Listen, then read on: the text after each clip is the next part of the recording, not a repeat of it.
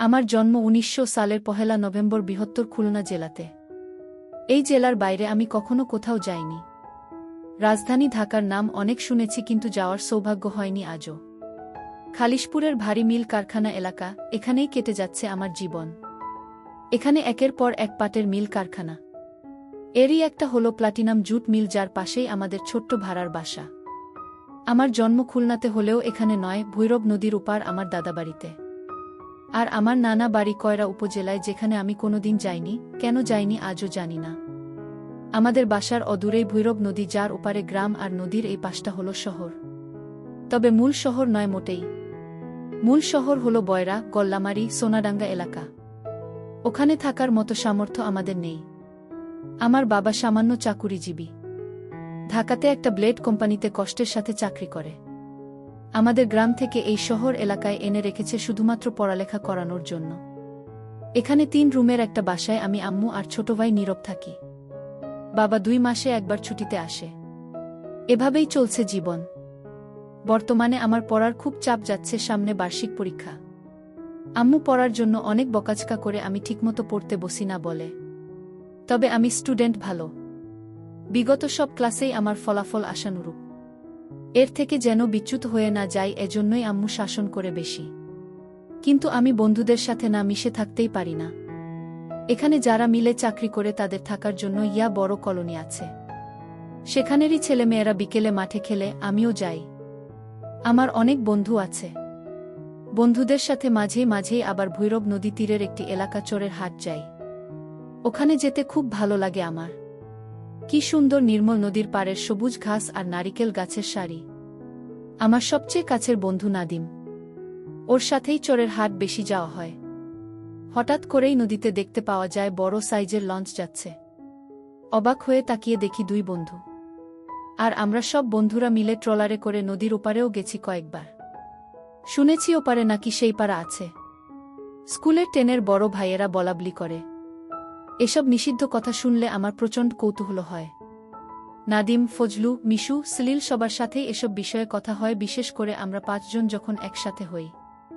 শরতের এক ঝলমলে দুপুর। স্কুল শেষ করে বাসায় ফিরেছি মাত্র। গোসল করে খাবো, প্রচণ্ড ক্ষুধা লেগেছে। রান্নাঘরে গিয়ে দেখি আম্মু গরুর মাংস রান্না করছে। জিভে জল চলে এলো। আমাদের বাসায় গরুর মাংস রান্না হয় কালেভদ্রে। এজন্য এই দিনটা আমার জন্য আনন্দের, যা অনেক দিন পর পর আসে। তাড়াতাড়ি স্কুল ড্রেস ছেড়ে বাথরুমে ঢুকলাম। ঢোকার আগে দেখলাম আম্মুর রুমের ফ্লোরে ছোট ভাইটা চিত হয়ে হা করে ঘুমাচ্ছে। মগ থেকে গায়ে সামান্য পানি নিয়ে সাবান ডলতে ডলতে ট্যাপ ছাড়তে গিয়ে দেখি বালতিতে কিছু ভেজা কাপড়। আম্মু ভিজিয়ে রেখেছে, গোসলের সময় ধুবে হয়তো। ভাবলাম আমিই কেচে দেই, আম্মুর আর কষ্ট করতে হবে না। সব ফ্লোরে ঢেলে দিয়ে একটা একটা করে কাচতে লাগলাম। আরে এটা কি? একটা ছোট সেই কাপড়। আম্মু এটা পরে জানা ছিল না। আমি এতদিন ভাবতাম এগুলো শুধু এখনকার মডার্ন মেয়েরা পরে। খুব সুন্দর বেগুনি রঙের বিড়াল ছাপওয়ালা ছিল সেটি।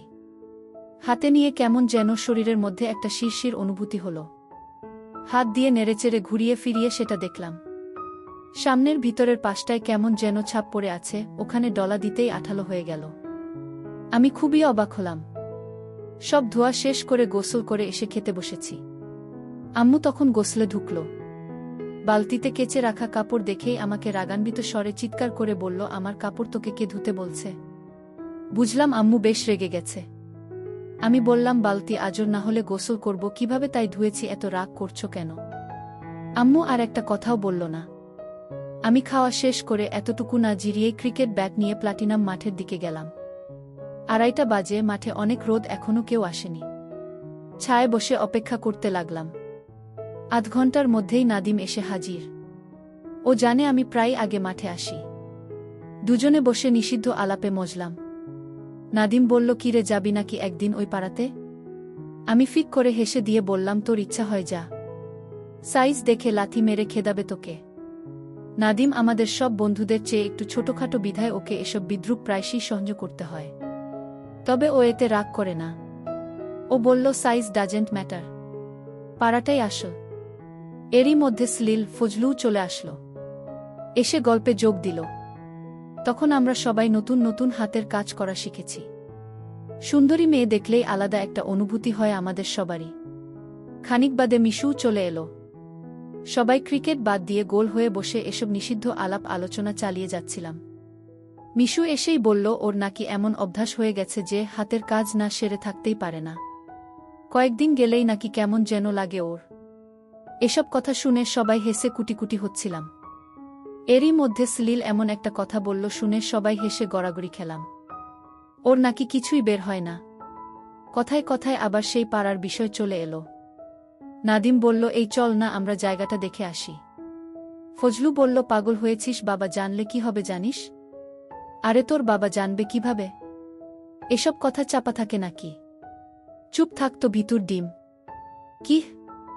আমি ভিতুর ডিম? তা নয়তো কি, ভয়ে তো এখনই মুতে দিচ্ছিস। ফজলু জিদ করে বলল আচ্ছা চল যাব। নাদিম আর ফজলু এভাবেই তর্ক করছিল। আমি চকচকে চোখে বললাম বেলা তো ভালোই আছে, চাইলে কিন্তু যাওয়াই যায়। সলিল বলল হ্যাঁ রে চল দেখেই আসি। কিন্তু মিশু বেঁকে বসল ওকে নাকি সন্ধ্যার আগে বাড়ি না ফিরলে বেদম মারবে। সামনে পরীক্ষা, তাই বাসা থেকে এই ঘোষণা দিয়েছে। আমাদের শত অনুরোধেও মিশু যেতে রাজি হল না। অগত্যা আমরা 4 জনেই রওনা হলাম। প্রথমে চরের হাটে পৌঁছে ট্রলারের জন্য অপেক্ষা করতে হল। কিছুক্ষণ বাদে ট্রলার আসতেই আমরা হুটোপুটি করে উঠে পড়লাম 4 জন। বেশ রোদ উঠেছে, আকাশ পরিষ্কার, শান্ত নদী। ভিড় ভর্তি ট্রলার এগিয়ে চলছে ওপারের উদ্দেশ্যে। প্রচুর লোক হয়েছে। কেউ সদায় ব্যাগ হাতে, কেউ ছোট বাচ্চা কোলে, কেউ দুধের গ্যালন নিয়ে বসে আছে। ওরা গ্রাম থেকে শহরে দুধ বিক্রি করতে যায় বোধহয়। এরই মাঝে একটা মেয়েকে চোখে পড়ল আমার, বেশ মায়াবী। লাল একটা 3 পিস পরা, গায়ের রং বেশ ফর্সা। আমাদের চেয়ে বয়সে অনেকটাই বড় হবে মেয়েটা। চুপচাপ বসে আছে ট্রলারের কিনারায়। সাথে কেউ নেই বোধহয়। ওকে দেখতে বেশ ভালোই লাগছে আমার। আমি আর নাদিম এক জায়গায় বসেছি, ওর পেটে খোঁচা দিয়ে ইশারা করলাম। ও ফিসফিস করে বলল দেখেছি হারামজাদা, খোঁচা দিতে হবে না। ওই পাশে সলিল আর ফজলুও দেখলাম ঘাড় ঘুরিয়ে মেয়েটাকেই দেখছে। আসলেই সুন্দর মেয়েটা। কমবেশি সবাই তাকে চোখ দিয়ে গিলে খাচ্ছে। প্রচণ্ড শব্দ করে পানি কেটে ট্রলার এগিয়ে চলছে। মিশমিশে কালো লুঙ্গি পরা একটা লোক হাল ধরে বসে আছে। ভাড়া 2 টাকা করে। আমরা 3 জন টাকা দিলেও ফজলু বলল ওর কাছে নাকি কোনো টাকাই নেই। অগত্যা ফজলুর ভাড়ার টাকাটা সলিল দিয়ে দিল। ভৈরব নদী বেশি প্রশস্ত নয়, তাই খুব তাড়াতাড়ি পার হয়ে যাওয়া যায়। কিছুক্ষণের মধ্যেই ট্রলার কিনারায় ভিড়ল। আমরা নেমে পড়লাম। সবার সাথে সাথে মেয়েটাও নামল। ঘাট থেকে উঠে 2 পাশে ধানের ক্ষেত, মাঝখান দিয়ে ইট বাঁধানো রাস্তা, সামনে চলে গেছে। বাড়িঘর তেমন একটা নেই। এখানে আমরা আগেও এসেছি, কিন্তু এর সামনে আর যাওয়া হয়নি। আর সেই অজানা পাড়াটাও যে কোথায় তাও জানি না। আন্দাজের উপর ভর করে চলে আসাটা উচিত হলো কি না কে জানে। ফজলুকে বললাম চলে তো আসলাম, এখন চিনব কি করে? ফজলু বলল কাউকে জিজ্ঞেস করতে হবে। কি বলে জিজ্ঞেস করবি? ওই পাড়াটা কোথায় একটু বলবেন? ফজলু আমার দিকে চোখ পাকিয়ে তাকালো। সলিল বলল চল চল, আমি চিনব, ট্রেনের রকি ভাইয়ের কাছে শুনেছি। এগুতে থাক, পেয়ে যাব। লোকারণ্য একদম কমে গেছে। রাস্তায় লোক বলতে আমরা এই 4 জনই। আমরা গুটি গুটি পায়ে এগিয়ে চলছি। মাঝে মাঝে 2-1টা ভ্যান যাচ্ছে। গ্রামের এদিকটায় ভ্যান চলে, আমাদের শহরে আবার রিকশার প্রচলন। নাদিম বলে উঠল যাই বলিস না কেন, নৌকার ওই মেয়েটা কিন্তু ঝাক্কাস ছিল। ফজলু আরও কিছু খারাপ কথা বলল। ওর কথা শুনে আমরা সবাই হেসে উঠলাম। এভাবে হাসতে হাসতে আমরা 4 বন্ধু এগোতে থাকলাম। এদিকটায় রাস্তার 2 ধারে চমৎকার কাশফুল, বাবলা গাছের সারি আর চারিদিকে সবুজ ধানে ভরা ক্ষেত। আর রাস্তাটা এখন ইট পার করে মাটির হয়ে গেছে। ধুলোয় ভরা রাস্তায় পা ডুবিয়ে হাঁটতে ভালোই লাগছিল আমাদের। এখন রোদ অনেক কমে এসেছে, সূর্যটা ধীরে ধীরে পশ্চিম আকাশে নুয়ে পড়ছে। পরিবেশটা খুব চমৎকার লাগছিল, মুগ্ধ হয়ে উপভোগ করছিলাম আমরা। নিঃসন্দেহে এখানের জনজীবন আমাদের শহরের থেকে অনেক ভালো এবং আরামের। এই গ্রাম শস্যশ্যামলা প্রকৃতি আমাদের দেশের আসল রূপ। শহরের ভদ্র লোকেরা আসলে খোলস পরিবর্তন করে ঘুরে বেড়ায়। আমাদের গ্রামও এই অঞ্চলেই, তবে এদিকটায় নয়, অন্য পাশে। সেখানে খুব কম যাওয়া হয়েছে আমার। জীবনটা কেটে গেল প্লাটিনাম মিলের পাশেই। গ্রাম জায়গাটা কেন জানি না খুব কাছে টানে আমাকে। এজন্যই বোধহয় এত ভালো লাগছিল। আনুমানিক প্রায় 5 কিলোমিটার হাঁটার পর সলিল বলল এবার বামে যেতে হবে। বামে কিছু দূর যাওয়ার পরেই মেহেগনি গাছে ঘেরা একটা লম্বা টিনের ঘর চোখে পড়ল। সলিল বলল, এটাই। শুনে আমাদের সবার বুক ধুকপুক করে উঠল। শরৎকাল, বেলা ভালোই বড়। 6:45 সন্ধ্যা হয়। সন্ধ্যা হতে এখনো অনেক দেরি, তবে ফিরে যেতে যেতে সন্ধ্যা হয়ে যাবে। মাটির রাস্তার পাশে অনেক লম্বা করে বানানো টিনের ঘরটা। ঘরের পিছনটা রাস্তার দিকে, পাশ দিয়ে ঢুকে সম্মুখে যেতে হবে। আশেপাশে অন্য কোনো বাড়িঘর নেই বললেই চলে। ধানক্ষেতের মধ্যে অদ্ভুত লাগছে বাড়িটাকে। এটাই তাহলে সেই বিখ্যাত পাড়া। আমরা ওখানে দাঁড়িয়েই সিদ্ধান্ত নিলাম, এসেছি যখন ভিতরে যাব, পর্যাপ্ত টাকা হলেই কাজও মিটিয়ে আসতে পারব নিশ্চয়ই। ফজলু বলল, দেখ, ভিতরে যাওয়ার দরকার নাই, গোলমাল হবে, আমরা এখনই ফিরে যাই। নাদিম বলল, কিছু না দেখেই ফিরে যাব নাকি? ফজলু বলল, তোর সাথে জিদ করে আমার আসাই উচিত হয়নি, বাবা জানলে শেষ করে ফেলবে আমাকে। ফজলু বাদে যার কাছে যা টাকা আছে সব এক জায়গা করলাম। 36 টাকা হলো, যার মধ্যে সলিলেরই 5 টাকা। ওর বাবা সরকারি চাকরি করে, তাই ওর কাছে বরাবরই টাকা বেশি থাকে, আর ওর মনও ভালো কিপন না। আমি লম্বা বিধায় আমাকে সবার চেয়ে বড় দেখায়, আমাকে ওরা আগে থাকতে বলল। আর ফজলু গাট্টা গোট্টা, শরীরের ফিটনেস ভালো, তবে ওর মাথায় বুদ্ধি কম আর ভিতর ডিম। ওর বাবার ভয়ে সারাক্ষণ অসাড় হয়ে থাকে। ওকে কম কথা বলতে বলল নাদিম। আর নাদিম খাটো সাইজের, আগেই বলেছি, আর উপস্থিত বুদ্ধি বেশি। সলিল হ্যাংলা মাঝারি, সেও ক্রিটিক্যাল সিচুয়েশনে ট্যাকল দিতে পারে। আমি নিজের উপর কেন জানি না আত্মবিশ্বাস পাচ্ছি না, মন কুডাক ডাকছে। বারবার মনে হচ্ছে কোনো অঘটন ঘটবে আজ। সব জল্পকল্পনার শেষ মুহূর্তে এসে আমিও বললাম, থাক, যেতে হবে না রে, তোদের নিয়ে আসাই উচিত হয়নি, চল বাড়ি যে হাতের কাজ করিস, বলে উঠল নাদিম। আমি ওর কথায় অপমানিত হয়ে চোয়াল শক্ত করে ভিতরের দিকে হাঁটা দিলাম। দেখি ছোট একটা টিনের গেট ধাক্কা দিতেই বুড়ো এক লোক পান চিবোতে চিবোতে মাথা বের করে বলল, কি বাবুরা, এখানে কি চাই? আমি একটা শক খেলাম, বাবু বলে সম্বোধন করছে মানে আমরা আসলে অনেক ছোট। ফাটা বেলুনের মতো চুপসে গেলাম আমি। সলিল সাহায্য করল, বলল, কাকা, ম্যানেজার সাব কই? তার সাথে দেখা করতে চাই আমরা, ভিতরে যেতে দেন। আমাদের রকি ভাই পাঠিয়েছে। কাকা আমাদের সন্দেহের দৃষ্টিতে আপাদমস্তক দেখে ভিতরে ঢুকতে দিল। ঢুকে দেখি বড় একটা উঠোন, সেখানে অনেক মেয়েরা, মহিলারা নানা রকমের কাজকর্ম করছে। কিছু মেয়ে গোল হয়ে বসে একে অপরের উকুন মেরে দিচ্ছে, কেউ কাউকে চুলে তেল দিয়ে দিচ্ছে, কেউ সবজি কুটছে। ঘরের দিকটা বাদে বাকি 3 দিকেই টিন দিয়ে বেড়া দেওয়া, আর ঘরে পাশাপাশি একটার পর একটা রুম। বুঝলাম এখানেই অপকর্ম চলে। আমাদের দেখেই যে যেখানে আছে সেখান থেকেই গেটের বুড়োর মতো সন্দেহের দৃষ্টিতে ঘুরে তাকালো। সবজি কাটছে যে মেয়েটা, সে আমাদের উদ্দেশ্য করে বলল, কি হে ছেলে ছোকরারা, এখানে কি? নাদিম বলল, তেমন কিছু না আপা, ম্যানেজার সাহেবের সাথে একটু জরুরি কথা ছিল। মেয়েটি একটু গলা নিচু করে বলল, আমাদের ম্যানেজার সাহেব তেমন ভালো লোক না, তোমরা এখান থেকে চলে যাও। ওর কথা কানে না নিয়ে আমরা এক জায়গায় দাঁড়িয়ে অবাক হয়ে দেখছিলাম চারিদিক। কয়েকটা বন্ধ দরজার উপাস থেকে খুব আস্তে মেয়েলি কণ্ঠের শীতকারের আওয়াজ ভেসে আসছে। বুঝলাম ভিতরে খদ্দেরেরা তাদের কাজ হাসিল করছে। তখনই আমরা ভূত দেখার মতো চমকে উঠলাম। বন্ধ একটা রুমের দরজা খুলে বেরিয়ে এলো ট্রলারে থাকা সেই লাল জামা পরা মেয়েটি। আমাদের এত আগে চলে আসলো কিভাবে বুঝলাম না, ব্যানে এসেছিল বোধহয়। সেও আমাদের দেখে চমকে উঠল। মেয়েটি আমাদের কাছে এসে বলল, কি গো বাছারা, তোমরা এখানে কেন? এক্ষুনি চলে যাও বলছি, না হলে বিপদ হবে, জায়গাটা অত ভালো নয় গো। আমরা একটু মোড়ামুড়ি করছিলাম, তখনই কালো সানগ্লাস পরা, চুল বড়, ফর্সা একটা লোক ভিতরের ঘর থেকে বেরিয়ে এসে আমাদের সামনে দাঁড়ালো। তারপর বলল, শিউলি, তুই তোর কাজ কর। ওই মেয়েটার নাম তাহলে শিউলি। সে মুখ শুকনো করে ঘরের লম্বা বারান্দা ধরে হাঁটতে হাঁটতে দূরে চলে গেল। সলিল বলল, আপনি কি ম্যানেজার নাকি? লোকটি বলল, হ্যাঁ, কি দরকার তোমাদের? এখানে কিভাবে এসেছ? সলিল উত্তর করল, আমাদের রকি ভাই পাঠিয়েছে এখানে, আমরা সময় পার করতে চাই। রকি আবার কোনো আহাম্মক? আচ্ছা আসো তোমরা, বলেই একটা রুমে আমাদের 4 জনকে নিয়ে গেল। সেখানে একটা খাট, টেবিল আর একটা চেয়ার। টেবিলে কিছু মেয়েলি সাজগোজের সরঞ্জাম। আমরা 4 জন খাটে বসলাম, আর লোকটা চেয়ার টেনে আমাদের মুখোমুখি বসল। ফজলুর মুখটা কেমন যেন ফ্যাকাশে হয়ে গেছে। আলো পড়ে আসছে পশ্চিম আকাশে। নাদিম কেমন যেন চিন্তিত। আর আমার মন কুডাক ডাকছে, বাড়ি ফেরার তাগিদ অনুভব করছি ভিতরে ভিতরে। লোকটা ডাইরেক্ট বলল, ভালো ভালো মেয়ে আছে আমার কাছে, তোমরা কিতা চাও? বলেই কাষ্ঠ হাসি হাসল। আমরা সবাই ভয় পেয়ে গেলাম। বললাম আমরা তাহলে যাই, অন্য একদিন আসব। বলল আরে এত তারা কিসের? তারপর একে একে আমাদের নাম, পরিচয়, কোথায় থাকি, বাবারা কি করে সব শুনল। সন্ধ্যা নেমে এসেছে, অন্ধকার হয়ে যাচ্ছে চারিদিক। মাগরিবের আজানের সুর ভেসে আসছে দূর কোনো এক জায়গা হতে। এবার আমরা সত্যি সত্যি অনেক ভয় পেয়ে গেলাম। বাড়ি ফিরতে রাত হয়ে যাবে, নৌকা পাই কিনা তারও ঠিক নাই। আর এই লোকটার মতিগতি মোটেও ভালো ঠেকছে না। লোকটা বাতি জ্বেলে দিল রুমে, তখনই শিউলি মেয়েটা রুমের সামনে এসে বলল, কি গো বদি ভাই, এদের এখনও যাইতে দেও নাই? শিউলির মুখটাও কেমন যেন পুড়ে আছে, সেও কেন জানি চিন্তিত। বদি চড়া সুরে বলল, এদের যেতে দেব না রে। আটকে রেখে বাড়ি ফোন করতে হবে, মোটা অঙ্কের টাকা পাওয়া যাবে। শুনে আমরা চমকে উঠলাম।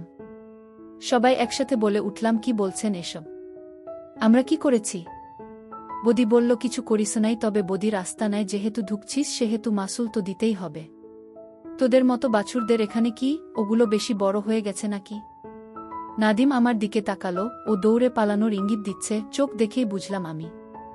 ফজলু ভয়ে সাদা হয়ে গেছে, সলিল ভ্রু কুচকে তাকিয়ে আছে। আমি নাদিমকে বাদ সাধলাম। আসলে শুধু দৌড় দিলেই হবে না, সেই টিনের গেটটা কি আটকানো নাকি খোলা কে জানে, পরে হিতে বিপরীত হবে। বদি আমাদের চোখাচোখি দেখে মনে হয় কিছু বুঝতে পেরেছে। রুম থেকে বের হয়ে খটাং করে দরজা আটকে ছিটকিনি টেনে দিয়ে বলল, 7 নাম্বার রুম থেকে তালা নিয়ে আয় তো শিউলি। পোলাগে আগে আটকাই, পরে বাড়ি ফোন করলে ভালো টাকা পাওয়া যাবে। এই 4 জনের বাড়ি থেকে অন্তত 4 লাখ নিব বলে হে হে করে হেসে উঠল বদি। তারপর তালা আটকে দিয়ে চাবি শিউলিকে দিয়ে বলল, চাবিটা রাখ, আর এই দরজা খোলার চেষ্টা করিস না যেন।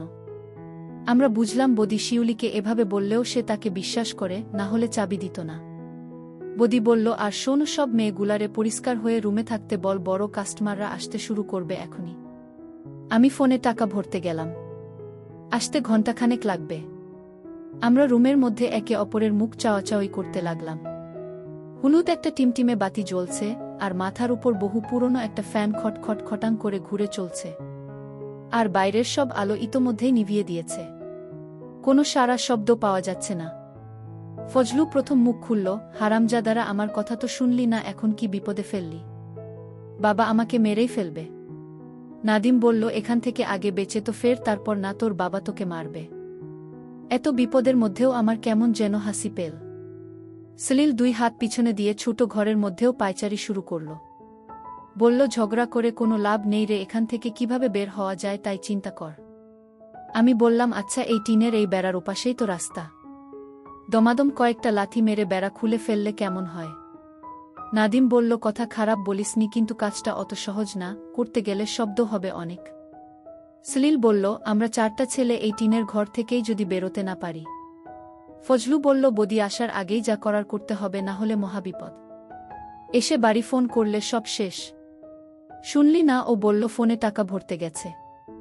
ফজলুর কথা শুনে অবাক হলাম, ও ঠিকই বলেছে। আরেকটা ব্যাপার হলো, শিউলি মেয়েটা কোনোভাবেই চায়নি আমরা এখানে আটকা পড়ি। ও বদি সম্পর্কে জানে, তাই আগেই বুঝতে পেরেছিল বদি আমাদের নিয়ে কোনো অঘটন ঘটাবে। আমরা অনেক জল্পনা কল্পনা প্ল্যান করছিলাম, তখনই দরজার কাছ থেকে ফিসফিস করে কেউ বলে উঠে বলল, এই ছেলেরা বলেছিলাম না চলে যাও, এখন কি বিপদ ডেকে আনলে? তোমাদের বাসা থেকে তো এতক্ষণে খুঁজতে শুরু করেছে। আর তোমাদের বাসা থেকে যদি টাকার ব্যবস্থা না করে বদি তোমাদের আস্ত রাখবে না। আমি বললাম, আপা, আপনার কাছে তো চাবি আছে, আপনি আমাদের ছেড়ে দিলে সারা জীবন কৃতজ্ঞ থাকতাম। শুধু খুলে দিন, আমরা পালিয়ে যাই। দরজার উপাস থেকে শিউলি বলল, উপায় নাই গো ভাই, আমারে মায়েরা ফেলাবে তাইলে। সলিল বলল, আমাদের ছাড়তে হবে না, শুধু দরজা খুলে আমাদের শক্ত লাঠি জাতীয় কিছু দিন। শিউলি বলল, দরজা খোলা যাবে না, গেলাম আমি। এবার নাদিম অনেক অনুনয় বিনয় করে বুঝাতে চেষ্টা করল যে আমরা লাঠি জাতীয় শক্ত কিছু পেলে এখান থেকে বেড়া ভেঙে বেরোতে পারব, তাহলে আপনার আর দোষ হবে না। এবার শিউলে থমকে গিয়ে কিছুক্ষণ চুপ থেকে বলল, আসছি, দাঁড়াও। এভাবে মিনিট 10 পর হঠাৎ তালা খোলার শব্দ পেলাম, কিন্তু খুব আস্তে সাবধানে খুলছে শিউলি। তারপর উকি মেরে 2টো চেলা কাঠ ধরিয়ে দিল, বুঝলাম এগুলো রান্না করার লাকড়ি। আমার তখন মন চাইল সজোরে দরজা ধাক্কা মেরে শিউলে ঠেলে ফেলে পালিয়ে যায়। ভাবতে যে দেরি, শিউলি আর সে সুযোগ দিল না, মুহূর্তেই দরজা আটকে দিয়ে বলল, রাতে এখানে চারিদিকে বদির পাহারাদাররা থাকে, এই এলাকাটাই ওর দখলে। বিকাল টাইমে তেমন কেউ এখানে থাকে না, সেই সময়ে তোমরা এসে জুটলে আর ডাইরেক্ট বদির হাতে এসে পড়লে। দারোয়ানের আগে অন্য কারো হাতে পড়লে তারা হয়তো এখানে ঢুকতেই দিত না, বিপদেও পড়তে না। যাই হোক, তোমরা এখান থেকে পালাতে পারবে না, বরং বিপদ বাড়বে। তবে মনে রেখো, তোমরা মানুষ 4 জন, একেবারেও কম শক্তি না তোমাদের। বদিকে যদি কোনোভাবে ঘায়েল করতে পারো তাহলে এখান থেকে বের হওয়ার চেষ্টা না করে 13 নাম্বার রুমে চলে এসো, ওখানে আমি থাকি। লোকজনের আগাগোনা টের পেয়ে শিউলি সটকে পড়ল, আমরা আবার একা হয়ে গেলাম।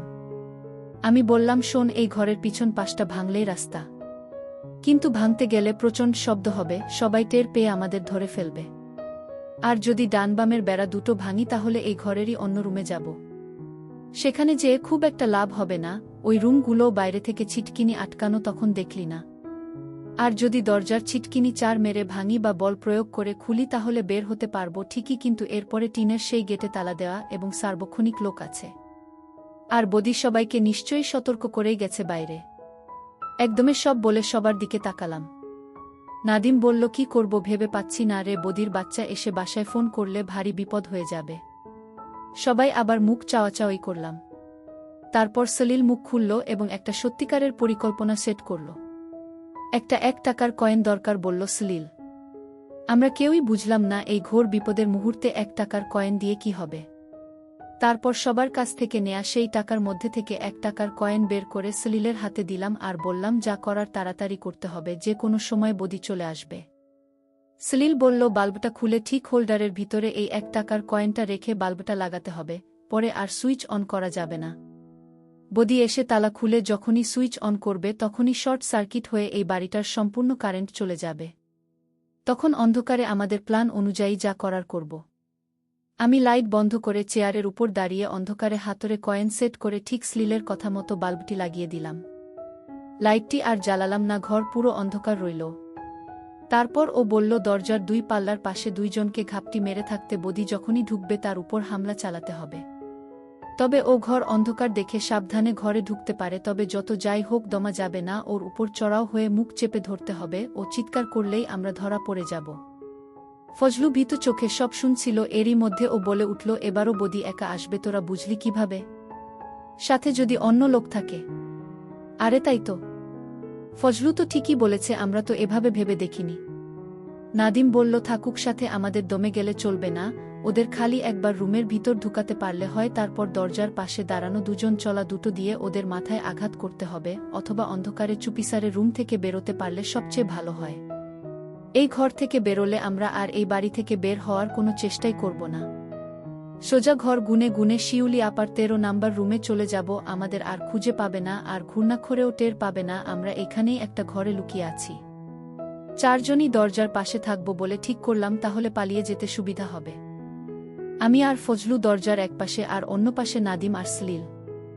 আর সবাই জামা খুলে ফেললাম, অন্ধকারেও উজ্জ্বল রং দেখা যায়, তাই যদি এখান থেকে বেরিয়ে যেতে হয় তাহলে দূর থেকে দেখে ফেলবে, এজন্য বাড়তি সতর্কতা। আমরা চাইলে এখনই বৈদ্যুতিক শর্ট সার্কিট করে ফেলতে পারি, কিন্তু এখন করা যাবে না। করলে বদি আগে থেকে জানবে কারেন্ট নেই, অন্য আলো বা টর্চ জ্বেলে এখানে আসবে। তাই এটা বদিকে দিয়েই করতে হবে, ওকে বিচলিত করতে হবে এবং সেই সুযোগটা নিতে হবে। সব জল্পনাকল্পনার যখন শেষ তখন এশার আয়ান দিচ্ছে। বুঝলাম এতক্ষণ আমাদের যার যার বাড়িতে সারা পড়ে গেছে, আমাদের খোঁজাখুঁজি চলছে। একমাত্র মিশু জানে আমরা এখানে এসেছি। আমাদের প্ল্যান যদি কাজে না লাগে, আমরা যদি এখানে পুরোপুরি আটকা পড়ে যাই, তাহলে মিশু নিশ্চয়ই সবাইকে বলে এখানে নিয়ে আসবে। পুলিশও আসতে পারে, 4টা ছেলে নিখোঁজ বলে কথা। এশার আয়ানের পরেও অপেক্ষা করেই যাচ্ছিলাম, কিন্তু বদি হারামজাদার আসার নাম নেই। 1 ঘন্টার কথা বলে কেন যে আসছে না বুঝতে পারলাম না। প্ল্যান করার সময় বেশ সতেজ ছিলাম, এখন আবার সবাই ভীত হয়ে পড়েছি বদি যদি না আসে। একটা জিনিস বুঝলাম যে এখানে লোকজন খুব বেশি নেই। বিকালে যে মেয়েগুলোকে কাজ করতে দেখালাম ওরাই, এছাড়া তেমন কেউ নেই, সারা শব্দ তেমন পাওয়া গেল না। তবে বাইরে পাহারাদার আছে মনে হচ্ছে। এমন একটা নিষিদ্ধ কর্ম চালায়, প্রতিরক্ষা ব্যবস্থা মজবুত ছাড়া তো হয় না। অপেক্ষা করতে করতে ধৈর্য হারিয়ে ফেলে একসময় মনে হলো 4 জন একসাথে টিনের দরজায় লাথি মেরে ভেঙে বেরিয়ে পড়ি। ঠিক তখনই বদি এলো, আর সাথে মনে হলো কেউ আছে। ফজলুর সেই কথাই ঠিক। আমরা যে যার পজিশনে সতর্ক অবস্থান নিলাম। সোজা হেঁটে আমাদের রুমের সামনে এসে বদি বলল, লাইট বন্ধ করছে কেন, ঘুমিয়ে পড়ল নাকি? শিউলির কাছ থেকে চাবি নিয়ে আয় তো নোশের। বুঝলাম সাথে লোকটার নাম নোশের। একটু বাদেই নোশের এলো খড়মড় শব্দ। খুলে গেল দরজা। আমাদের বুকের ভিতরটা ধিপুধিপ করছে। আর কেউ ঢুকছে না কেন একটু অবাক হলাম। বাইরের লাইট বেশ দূরে জ্বলছে, ঘরের ভেতর পরিষ্কার দেখা যাওয়ার কথা না, কিন্তু যদি দেখা যায় তাহলে কি বদি আমাদের প্ল্যান বুঝতে পেরে গেছে? তখনই বদি বলল, নৌশের যা রুমে ঢোক, লাইট জ্বালা, ডান পাশে দেখ সুইচ। নৌশের বলল, জি ওস্তাদ। আমরা ঘাপটি মেরে দুই পাশে দুইজন করে বসে আছি। কোনোভাবেই এই অন্ধকারে নৌশেরের দেখার কথা না, আর ও হয়তো জানেও না রুমে কে আছে, কয়জন আছে। নৌশের সুইচ চাপ দেওয়ার সাথে ভট করে একটা আওয়াজ হলো, আর সুইচবোর্ড থেকে আগুনের ফুলকি বেরোলো। সাথে সাথে দূর থেকে আসা একটু আধটু আলো কেটে গিয়ে ঘুটঘুটে অন্ধকার হয়ে গেল। সফল শর্ট সার্কিট। বুঝলাম সলিলের বুদ্ধি কাজে দিয়েছে। বদি বলল, কি করলি হারামজাদা? দেখেন তো ওস্তাদ। বদি ঘরে ঢুকলো না, বলল, ওরা কই? তোরা একটাও কথা বলিস না কেন? আমরা কোনো প্রকার শব্দ করলাম না। একটু পর অন্ধকার চোখে সয়ে গেল। বদি মিনিট দুয়েক অপেক্ষা করে ঘরে ঢুকে যেই সুইচে হাত দিয়ে দেখতে গেল, অমনি নাদিম ঝাঁপিয়ে পড়ল বদির উপর। বদি অন্ধকারে টাল সামলাতে না পেরে পড়ে গেল মাটিতে, মুখ চেপে ধরল নাদিম। তখনই সলিল চালা কাঠ দিয়ে বদির মাথা বরাবর দিল বাড়ি। আমিও আর দেরি করলাম না, নৌশেরের মাজা বরাবর লাথি দিলাম। মাগো বলে চেঁচিয়ে উঠে মাটিতে লুটিয়ে পড়ল নৌশের।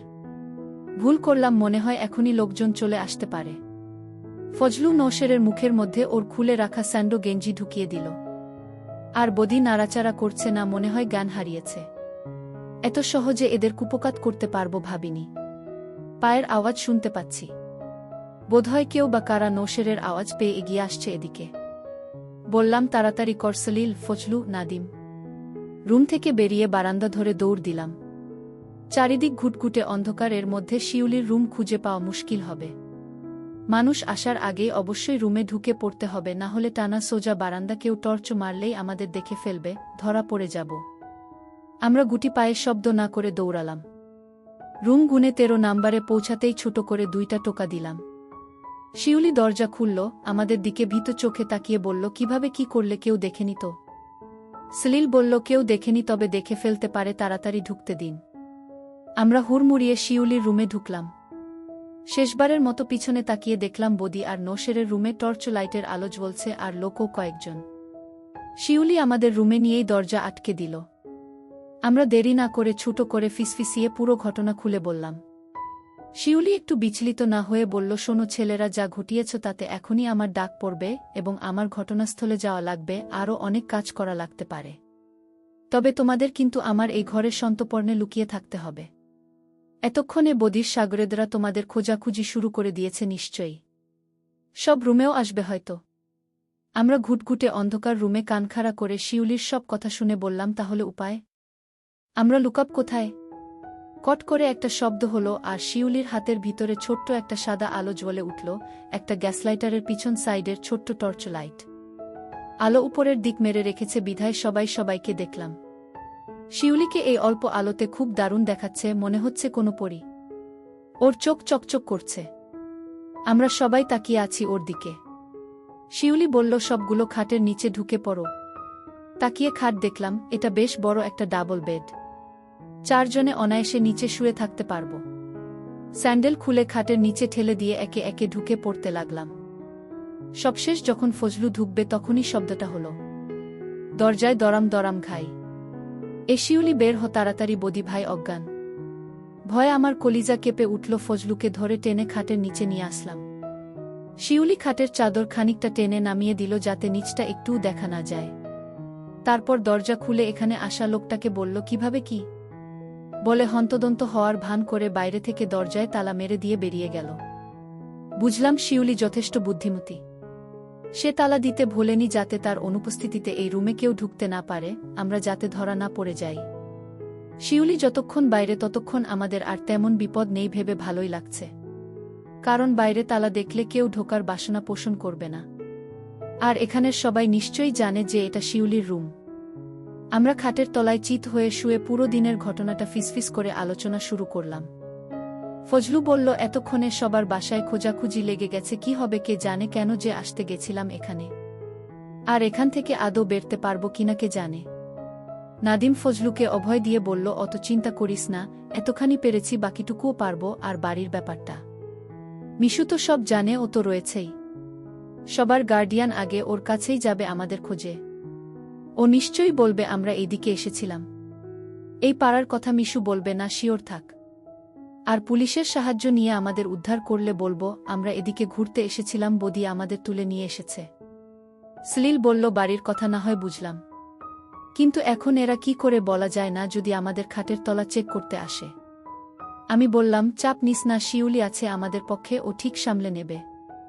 আচ্ছা, আর একটা কথা বলতো, তুই যে বদি ভাইকে টেনের রকি ভাইয়ের পরিচয় দিলি, সে তো চিনল না। রকি ভাই বোধহয় তোর কাছে চাপা মেরেছে, না হলে বদি ভাই তো তাকে চিনত। সলিল বলল, হতে পারে, তবে গেটের বুড়ো শালা কিন্তু রকি ভাইয়ের পরিচয় দেওয়ার পর ঢুকতে দিয়েছে। আমি বললাম, বুড়ো কি ভাবতে, কি ভেবে ঢুকতে দিয়েছে তা কেবল ওই জানে। ওই শালা যদি ঢুকতে না দিত তবে এত বড় বিপদ হতো না। নানাবিধ গল্প করতে লাগলাম আমরা। দেখতে এসে কাজ করার পরিকল্পনা করে কি থেকে কি হয়ে গেল এসব কথার চর্চা করে যাচ্ছিলাম। এভাবে অনেক সময় পেরিয়ে গেছে, কয়টা বাজে জানি না। অন্ধকারে ঘড়ি দেখার উপায় নাই। খাটের তলায় গরম লাগছিল অনেক। শিউলির অপেক্ষা করতে করতে যখন অধৈর্য হয়ে গেলাম, তখনই রুমের তালা খোলার শব্দ হলো। আমরা ভীত হয়ে চুপ মেরে গেলাম। আর প্রচণ্ড বুক ধিপুনিপ করছিল। কেউ একজন রুমে ঢুকে আবার দরজা আটকে দিল। আমরা কথা বললাম না, শিউলি বাদে যদি অন্য কেউ হয়। গলা শুকিয়ে এসেছে কি কপালে আছে কে জানে। তারপর হঠাৎই বলে উঠল, ভয় নেই ছেলেরা, আমি শিউলি, আরেকটুখানি শুয়ে থাকো। আমাদের জানে পানি ফিরে এলো। বললাম, কেন, আরেকটু রেখে কি করবেন শুনি? জামা পাল্টাব, বলল শিউলি। শিউলি জামা পাল্টাবে শুনেই আমার সেই ট্রলারে বসে থাকা সময়টার কথা মনে পড়ল। কি সুন্দরী লাগছিল ওকে তখন।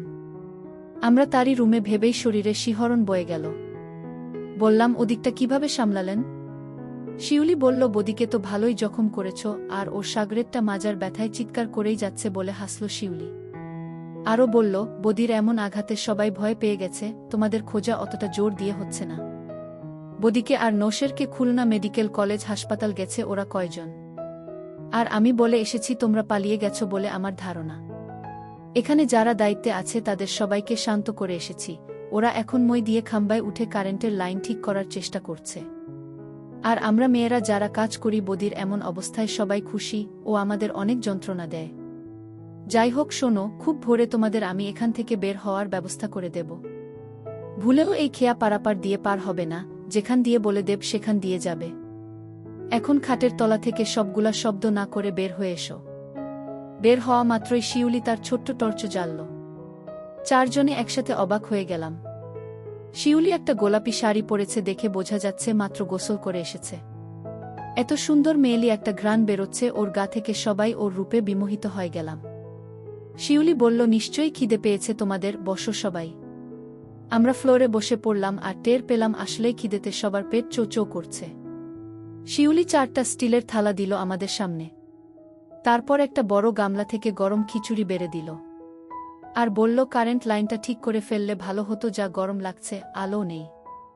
আমরা অবাক হয়ে গপাগ খিচুড়ি খেতে থাকলাম। গরম গরম সবজি খিচুড়ি কি যে ভালো লাগলো। সবার জন্য রান্না খাবার থেকে শিউলি আমাদের জন্য তুলে এনেছে। এরই মধ্যে শিউলি ছোট করে তার জীবনের গল্পটা শুনিয়ে দিল। ও নাকি শহরেই থাকে, বিলেল কলেজে অনার্স 3rd ইয়ারে পড়ে। বাসা দৌলতপুরে, বাবা মারা যাওয়ার পর ওর ছোট ভাই আর মাকে নিয়ে অকুল পাথারে পড়েছে। তারপর শেষ অবধি জীবন বাঁচাতে এই মধুচক্রে পা বাড়াতে হয়েছে। সপ্তাহে 3 দিন এখানে কাজ করে টাকা নিয়ে চলে যায়, তাও বদি উপযুক্ত পারিশ্রমিক দেয় না। শিউলির গাল বেয়ে 2 ফোঁটা অশ্রু গড়িয়ে পড়ল। তখনই কারেন্ট আসলো, বাতি ফ্যান একসাথে চলে উঠল। অনেকক্ষণ পর সবাই সবার মুখ দেখলাম। শিউলিকে আসলেই স্বর্গের অপ্সরীর মতো লাগছে। তার আতিথেয়তা আমাদের মুগ্ধ করেছে। আমাদের এভাবে রক্ষা করল, আবার আমাদের খিদের কথা মনে রেখে খাবার খাওয়ালো, এসব ভুলার নয়। খাবার সরঞ্জাম শিউলি রুমের এক কোনায় গুছিয়ে রেখে বড় বাতি বন্ধ করে দিয়ে ড্রিম লাইট জ্বেলে দিল। তারপর সবাই খাটের উপর উঠে বসলাম।